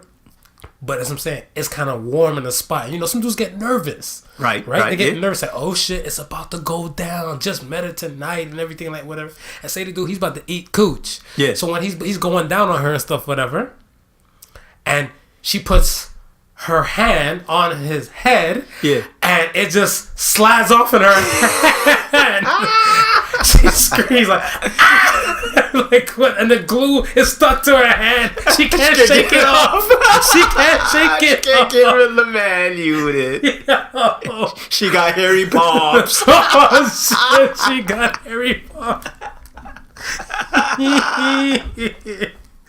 Yo. These man units is not a drill out these streets, man. It's not a drill out here, man. It's happening. Yo. It's happening, man. I was like, I'm seeing before and after pictures. I'm seeing the process going on. I'm like saying, listen, if I ain't see this happen, I would never. Dude had a full head of hair when he went into the barbershop. Absolutely. And he came out with just a fresh hairstyle. Absolutely. That blew my mind. It blew my mind and stuff, whatever. But I like how these dudes and stuff, these foes that go up, whatever. Yeah. These barbers are nice. Shout out to the real barbers and stuff, not the asshole ones that want to show the guy's full face, everything and stuff, whatever. So that you know they out here hair fishing these hoes and stuff, whatever. And like, you know, when they're blocking off their face and everything and stuff, whatever, you're none the wiser. Because if y'all want to take photos of me, y'all better cover up the hell out of my face. Bro, I'm looking at the stuff, and I'm like, like I said, man, the magic wave carpet. The shit got the waves already built in. You ain't gotta brush it. You ain't gotta tie down a wave cap on it. It's solid. I know. Cause I mean, like, yo, I'm over the waves thing, whatever. If I got a little leftover waves, it just runs and stuff, whatever, right? That's what I'm saying. If you're one of those top waver dudes like you see online and everything, like whatever, them dudes, I'm pretty sure they don't go a night without they do rag, whatever. No. You can sleep like a king without a do rag and stuff, whatever. You can wake up the 360s before and after. It's a beautiful morning. You're there, man. You're there. You're good, man. You're seasick and everything, man. You're there. Yo, it's real out here, man. Yo, I want to get to some real shit and stuff, whatever. Do you believe people today, are they too materialistic? Oh, hell yeah. How so to you? Well, we ain't got to look anywhere further than these kids out here buying $1,000 Gucci sneakers. Yo, for what? though? For real, the Giuseppe's, the Supreme stuff and everything. Dude, you listen. But if you out here buying regular Nike sneakers, these girls don't want you, bro. So glad I'm married. Listen. I'm glad I'm married, and my wife will let me rock Skechers. Yo, that's what I'm saying. See, and that's what I'm saying. Like, I feel like there's materialistic people and stuff, and there's people like your wife and stuff, whatever, that won't really give a damn and stuff, whatever. Like, because I remember I went somewhere with a friend of mine, right? We went into a store, and they were looking for a button-up shirt. Right. For I guess, work purposes and anything like that, whatever, right? They went in to Holt Rhinefruit. Okay. And when they went in there and stuff, whatever, they're just looking for a button-up shirt to wear for work. I'm like, take your ass to like H&M for like $12. Yeah. They're like, why you want to go spend like $80 to $90 and stuff for one shirt? For one shirt. You know how much shirts you can buy from that, whatever? But they're like, nah, it's not the same. Are you going to be one of the coolest monkeys in the jungle? I'm like, for $12? Yeah, bitch. Yeah. Yeah, Hell yeah. Because I'm like, that other cash and stuff would go to the gas tank, other things and stuff like that. And that's what I'm saying. Like, I didn't think people were still materialistic and stuff like that until like certain situations and stuff like that. And then more and more I speak to people and stuff like that, because, you know, because of podcasts and everything, we speak to more and more people and stuff. We're in contact with so many other people. Right. I realized it's a real deal thing. And I thought that it wasn't that bad because in my world, we're not like that. Nah. Listen, man. I be going some of these sites, and I be going online, and I be seeing $425 T-shirts, bro. One tee. Me and wifey was arguing about it the other day. She was like, I don't know why anybody would want to do anything like that. And I said, okay, let's stop right there. You know how much shirts you can buy from China with that, though? But this here's the thing. Here's the thing, right? I said let's stop right there. Mm-hmm. A lot of times, the people who walk into those stores to buy that $425 T-shirt, yeah, they had like mega cash to blow. $425 is like a $2 bill to them. You understand? Okay. Certain type of people, right, can afford that, and they'll go in and they'll buy that $425 T-shirt. Sure. Because they know ain't nobody else gonna be in that $425 T-shirt, right? Right. But if you're a minimum wage nigga and you going into that same store and buying that $425 T-shirt, bro, you got problems, bro. But you gotta be living within your means, bro. But that's been a problem that's been plaguing black community and stuff for the longest, though. Because even like, you know, for a fact and stuff, whatever, like, you hear thousands of times that people will go spend their rent money and stuff on an outfit, or go, you know, spend their rent money and stuff, whatever, go pop bottles and all that type of stuff, whatever. And then when that next morning come, whatever, they're like, broke man, yeah, that's me. Like, you know, like they're going through some chronicles and stuff, whatever. Shout out to Ha Davis. But just like I was saying now, but now I think, but in this day and age, it's more than it is just back then. You understand? Because you have maybe one or two that would do it. You know, a chick would skip her rent and go buy some red bottoms. You know what I mean? And don't pay rent for the month. But yo, like you turn the corner, you see like 13-year-olds in like $500 sneakers. Yeah. You know what I mean? And the thing about it is, it's, you know, the thing about it is, I don't know if it's the parents not really teaching these kids or anything, or they just allowing this type of behavior to just grow and manifest itself. But you think about it, like, these kids, they work. You know what I mean? Yeah, some of them. They have the disposable cash, and these parents are not teaching them to save for another day. You understand? Right. Then, you know, I mean, they're making all this money, but yet their parents are still buying them food, buying them clothes, getting them lodging, this and that. You know what I mean? So they're really only spending their money on the things that they want. Right. So to them, saving 3 or 4 paychecks to go buy $1,000 shoe, that ain't nothing, because I'm gonna go back to work next week and I'm gonna go get, you know what I mean? There's no concept about, yo, you need to, you know, save some of that money or invest some of that money, which is really bad because when they get to the stage where moms and dads ain't around to put that roof over their head. That's what I'm saying. That's where the cycle and stuff, whatever, it should stop, but it doesn't. It doesn't. But because they so used to already having them that right, because they're conditioned and stuff now to just already. say like, yo, all right, I'm gonna, rob Peter to pay Paul just to do this. Yeah. So it's still at an all-time high. Well, you said it's higher now? It's higher now because the music is telling them that they need to go and get these Gucci. You know what I mean? Yeah, but when we was growing up, they was just rapping about Jordans, bro. Nah, man. Biggie and stuff for her had some lines and stuff for her about, Versace, see me, Yeah, but you know what I mean? But even with that being said, a lot of people in our generation was still like, yeah, it was regulated. It was regulated. Okay, let me put it this way. It was regulated to the drug dealers. Fact. You understand? Fact. They were the ones going out and buying the Coogee sweaters. You know what I mean? The Versace glasses. And everything. You understand? Yeah. Because they had the disposable cash. Right. To do it, right? But I'm saying, and it wasn't the kid working at Dr. J's going and buying this stuff. Nah, he was still buying Jordans and stuff like that. But I'm saying now, the kids who are working at Dr. J's, they don't want to buy the Jordans. Yo, but even like I remember that, like I remember when I went to prom and stuff for that. I went to prom a few times. I got problems. But when I went to prom hoe. That's what you is. Yeah. You're a prom hoe. I get around. But I want to say worst case scenario and stuff, whatever. I remember when I went to prom and stuff, whatever. The first time, it was nothing, right? Like I just rented a suit and did that little ones and twos and stuff. And I went to prom the second time and stuff, whatever. And then my prom date, she went to the level to start customizing some stuff, whatever. Like, the vests. Her dressmaker and stuff, whatever, is getting out this whole dress thing and everything and making me a vest and everything. I was looking like, is it really that serious?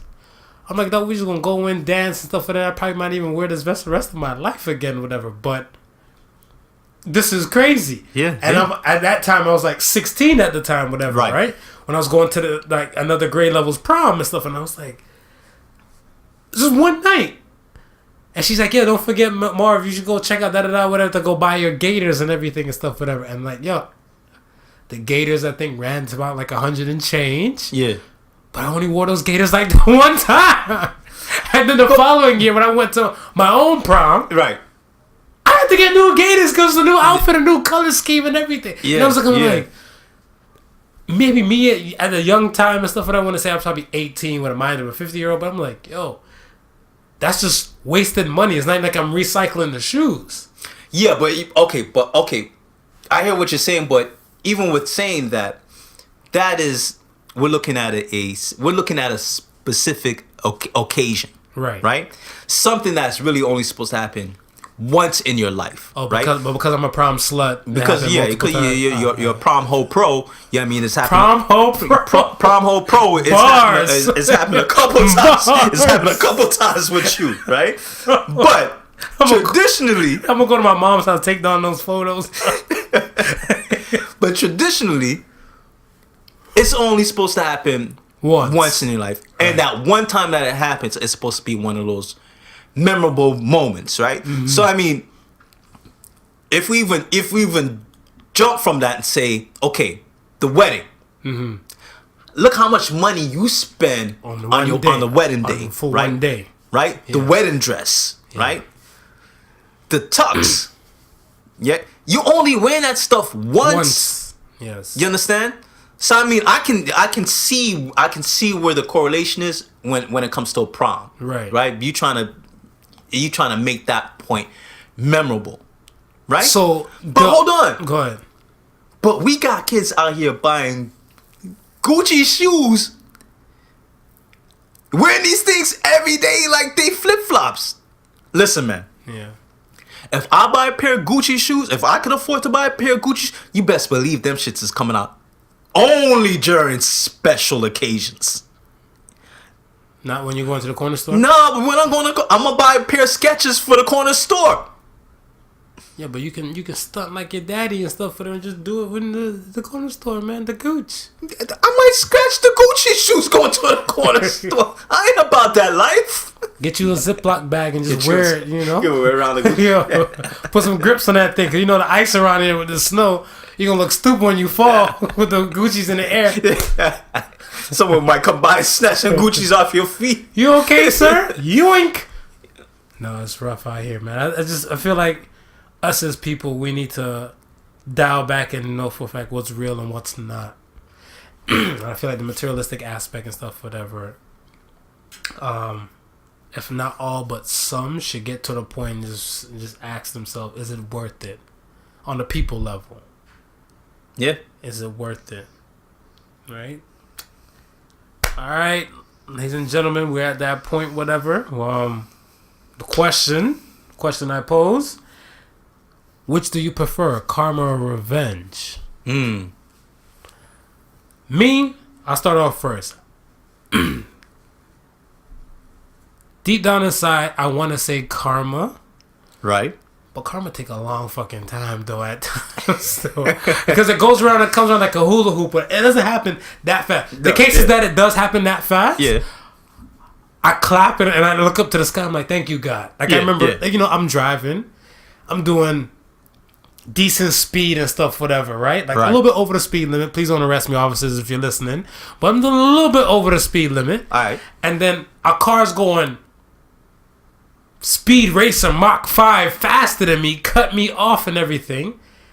And then when they cut off and go into another lane and stuff, whatever, they hit that patch of ice, the black ice, and they go around spinning, look around like an idiot, and damn near wrecked out, whatever. And I'm like, thank you, God. Thank you for the karma. Yeah. That doesn't always happen. Nah. Karma don't usually move that quick. But revenge, though. But revenge, though. Yeah. It's not really being petty, but like, okay, I seen one thing and stuff, whatever. Why I posted a question, I seen a thing where the guy, I guess he knew his significant other was cheating or she went on vacation, right? Right. So he went to the airport. And you know what the poster boards would be like, here, we're here to pick you up, Marvelous. Like, you know, Marvelous. Yeah. Pick you up. And the man had a sign that said, I know you cheat on your vacation, you whore. And I'm like, he didn't really go out the way too much. But I mean, that right there, if anybody's seen a sign, like, people took photos of the thing and posted up online and stuff like that. But I was looking at him like, yo, that works way better than freaking karma right there, or whatever, right? And that's what I'm saying. Like me, so on my aspect, I put revenge, but karma won because I put it as a poll format. Yeah. And karma won. I was down for the karma. You're down for the karma? Yeah. You're not down for the revenge? Nah, I'm too lazy for revenge, man.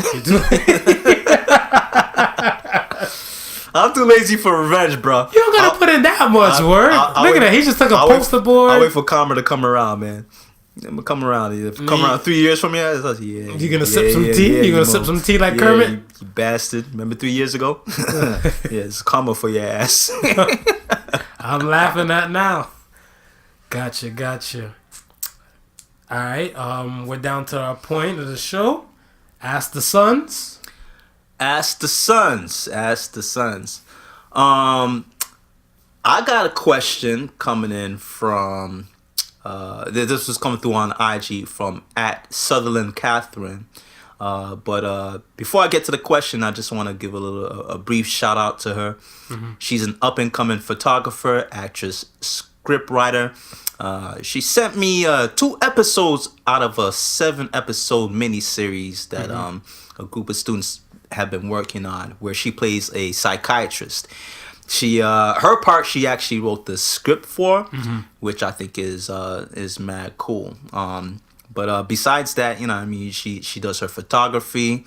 She's got 2 main projects out right now. The first one is called Cards by Cat 6 series, where she takes her love for the 6, hip hop and photography, and merge them all together and kind of do these little postcard things that you can buy and limited run. So you know, once you buy it, that's it. And apart from that, she does a local tour guide type of deal for Google Maps. Oh, word. Yeah, so she'll go around and she'll take pictures of the city and she'll do reviews of spots and stuff like that. So real mad, creative, and she's doing a thing, and people are responding positive to that. So she's a fan of the show.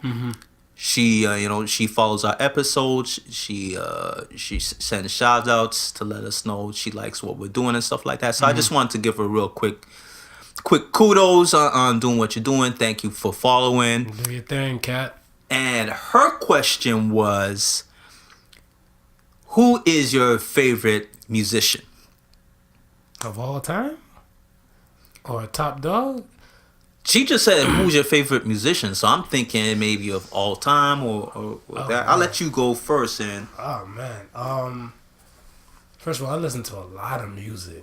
A lot. It's not just left to hip hop and everything like that or R&B. Like I want to say, if we're going by like quick genres, I say hip hop. I'm gonna give it to Jay-Z. If it's the R&B, I'm gonna say Alicia Keys. I feel like Alicia Keys can't drop duds, but then we're going like time frame and stuff with her. So we're doing like current stuff, whatever. That'd be for that hip hop and R&B. If we're going for like jazz, I'm a sucker for piano jazz and like saxophone stuff, whatever. So Winston Marsalis and Miles Davis and stuff, whatever. Yeah, they'll get me and stuff, whatever. Right? It goes on. Shit, I listen to everything. Like I said, country. Yo, I give it to freaking Kenny Rogers and stuff, whatever. Right? Right. We'll go on. You go. We'll be here for all night. And it's crazy because when she posed the question, it started getting me thinking. And then, I mean, we know my background is within music and the whole production side of things. Right. So when she used the phrase musician, you're thinking like automatically started thinking of who plays instruments and everything, the whole musicianship type of thing. And the first person that really came to my mind was Prince. Yeah, I'm a sucker for Prince too. And the reason why that he came to my mind is not only that does he make great music, but he plays a wide range of instruments. Yeah. And he's self-taught. Yeah. And I think it takes somebody either A, you got a gift, or B, you've really taken the time to study and master your craft. Yeah. And either of those two I can really rock with. So yeah, Prince was like the first person that popped into my mind when, she said musician. And even more local than that, I would have to say Socrates from out in Scarborough, because Socrates is that type of dude too. He does mad production. Yeah. You know what I mean? He has a rapping game, but a lot of people don't know that. He plays instruments, and he plays. I didn't know that. Yeah, he plays more than one instrument. So that was one of the things that I kind of liked about him. You understand? Because he brought that whole musicianship to it. So, that's that. Peace to Kat. Thank you for the question. And more kudos to you and your photography and acting and writing. Yeah. S. Taylor RN says, why are most men offended when women make more money than them? I don't give a shit. You can be my sugar mama any day of the week. Listen, I'm not offended at all. Yo, get your coins, queen. I'm hoping that you make a whole lot of money that I ain't gotta make work any at all. I may not hit the lotto and stuff, whatever, but hey, I can't wait to be a house husband one day. But yeah, I mean, for some men, I'm thinking it's probably more of a pride thing. I think for most men and stuff, whatever. It is, yeah, you're right. It's a pride thing. Your ego is not your amigo, but I feel like a lot of them, they're raised from I want to say a particular parent. Yeah.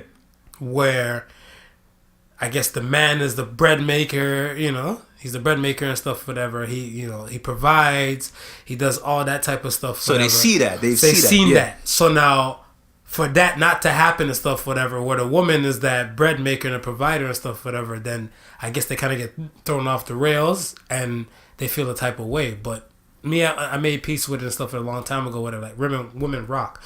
Women have a higher graduation rate than men. Women occupy the workforce a lot more than men and stuff like that, whatever. So, I mean... It's true, yeah. What do you expect? My thing and stuff, as long as the respect is across the board and stuff in there between, like, man and woman... Yeah, for sure. Then that be that. Now, if you make... 200,000 and I make 50K and stuff, whatever, and we get into an argument and you like, you broke ass bastard, then I'd be like, yo, you know, hey, I'm gonna feel a little way, I'm gonna feel the type of way with it. But if you don't say nothing like that, whatever, we smooth. Yeah, you're right, man. I think it has a lot to do with, you know, pride and the way you're raised. I mean, if you even think about it, right? Mm-hmm. Probably even starting from your teenage years when you start dating and stuff like that. Mm-hmm. You go out to the movies with the girl. You trying to pay for it. You're trying to show her that, you know what I mean, you got it. You got it. You know what I mean? You're being a gentleman. Right. You know what I mean? So you're growing up with that mind state. Then all of a sudden you meet this girl who, like, you know, you go out on a date, you get ready to take her. She go, no, I got this. And then you're like, oh, okay, all right. Now, fuck yeah. You get this one. Then the next time you go out, she like, nah, I got this. I'd be like, I got the tip. I got the tip money. Like, you know, how much is the meal? All right, so percentage on that plus gratuity. Yeah, I get the tip money. I mean, that's what I'm saying.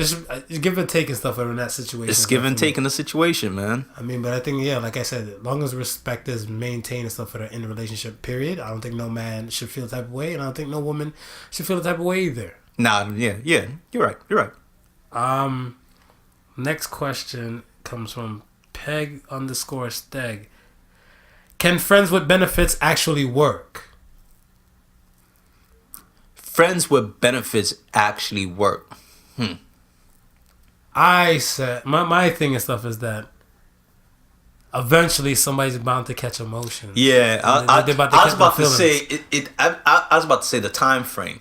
Yeah, I'm about to say, like, yo, like, you can set rules, guidelines, and parameters and stuff like that, just to let you know, booty call hour is this. We not about to play no R&B. Yo, it's about the regimen, whatever, right? Mm-hmm. And then afterwards, be like, where are you going? Just stay. I'm not saying women would get kind of emotional, whatever. Like, yo, the cooch could be fire. Yeah, I was about to say, it'll go both ways, man. The cooch could be fire and stuff, but the cooch could be fire. Be like, she's like, well, I'm going to get ready and go. Stuff like, wait, I can make you breakfast. But you know what? It don't even have to go as far as the cooch being fire, because I think men have an inherent jealousy to them. What? Please elaborate. All right. You got a friend with benefits, right? Right. You know what I mean? You guys do your thing. You're cool and stuff like that, right? Mm-hmm. It's a Tuesday. You call up and you like, yo, Netflix and chill. Mm-hmm. And then she hits you with, Tommy just called earlier and said, you know, he want to go to the movies, so I'm going to kick it with Tommy tonight. And you're like, that's cool. All right, I'm gonna talk to you later. Yeah, hang on the phone. Fucking bitch. Yeah. She going out with Tommy. I guess my emotional ass, I'd probably play some Neil. So sick of love songs, so tired of you. So why can I turn off the radio? But you ain't supposed to be feeling anyway. You're right. Fact. But I'm saying that I think men have that inherent jealousy to be like, yo, so what's wrong with me? Why you gonna kick it with Tommy? You know what I mean? We Netflix and chilling all the time. All of a sudden now you don't want to be my friend with a benefit? Yeah. There you go. But women are like that too. Women are like that too. But you're right. I feel like from a man's side and stuff, whatever, because I feel like most men and stuff, whatever, have that Indian giving kind of trait within them. It's kind of like some dudes and stuff, whatever. Like, if you know that might have been your ex-girlfriend or something like that, or your baby moms or your ex-wife or something like that, whatever. Right. And she's moved on with someone else and stuff, whatever. You still feel, some guys still feel like they own it. Yeah. Because they've been there before. They've been in that charted territory and stuff, so they feel like they still have a stake and claim on it, whatever, right? That's and it. I feel like that shouldn't be the way to feel and stuff, whatever. But I mean, hey, human nature. Human nature, man. Human nature. We'll wrap that one up to human nature. We'll leave that one to human nature, man. Thanks again for the great questions, everybody. Appreciate it. And like I said, we won't hesitate. No question, no big, no small. You see, we had the bullshit one with the last one. Now we got the real shit ones with this one. Yeah, we shout y'all out of the podcast, and then we also give you a quick what's up on the IG. Yes. Just shine a little spotlight on you. Yeah, don't hesitate and stuff. A question come to you and stuff, whatever. Like, just hit us up and stuff, whatever. And I just want to say, if you're doing anything that you want to kind of shed a light on while you give us questions, let us know. And we're happy to get a little shine on the podcast and let people know what you're doing and so forth. Absolutely. We're here for you. Good? Everything else? We're good? No, I'm feeling good and fine, man. Solid, man. I think that's it. Thank you for listening to the Podical Sons. Remember, the difference between stupidity and genius is that genius has its limits. Peace. The Podical Sons with not your average Joseph and Sofa King Marvelous.